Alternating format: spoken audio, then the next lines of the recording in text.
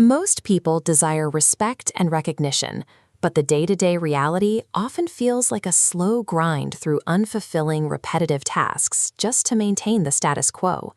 We look at the high watermarks of human history and assume the figures behind them were born with a biological advantage, figures like Albert Einstein. Or we look at the intricate sketches of Leonardo da Vinci and credit a superpower rather than a process.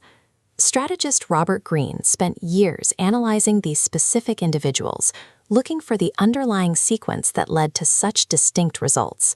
Greatness is not a spontaneous event. It is the result of a specific, repeatable type of labor that is often mistaken for magic.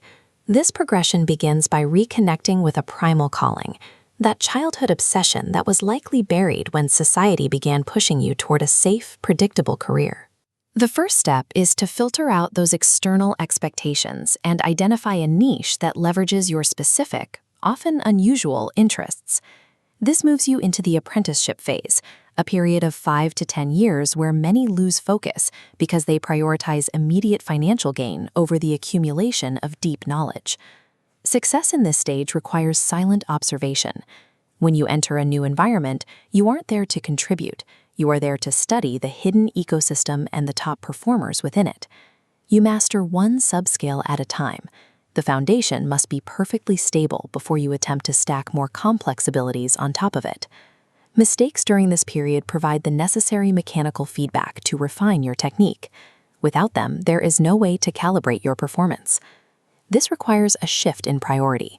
The refinement of your craft becomes the primary objective, while financial rewards are treated as a secondary byproduct. To accelerate this growth, you seek a mentor, a guide who has already navigated the path you are on, capable of compressing decades of trial into a few years. Securing a mentor is transactional. You provide value or labor in exchange for their time, and more importantly, their direct, unvarnished criticism of your work. However, technical expertise is vulnerable. Without a grasp of social dynamics, even a highly capable professional can be sidelined by friction they never saw coming. This involves identifying the envious, who may resent your progress, and the conformists, who view any new, disruptive idea as a threat to their stability. Then there are the passive-aggressive types, who sabotage projects quietly, and the narcissists, who view every professional situation through the lens of their own ego. Survival depends on viewing human behavior like a scientist. By detaching emotionally, you prevent the insecurities of others from derailing your career trajectory. After years of following the rules, there is a critical pivot into the creative, active phase. This is where you begin to test the limits of the field you've mastered. You adopt a dimensional mind, a state of curiosity that questions why things are done a certain way and looks for more effective alternatives. You look for ways to combine your primary expertise with unrelated fields, creating a unique hybrid that others haven't yet considered.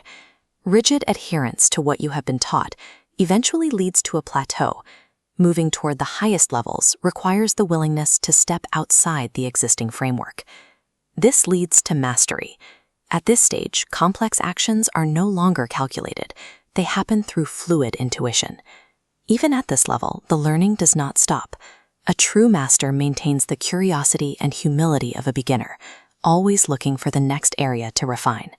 To apply this to your life, protect your primal calling from societal noise. Prioritize the patient accumulation of skills over status or wealth, and build social intelligence to protect those skills from toxic environments. Look at your current professional reality. Which of these stages are you currently moving through? Let us know in the comments below.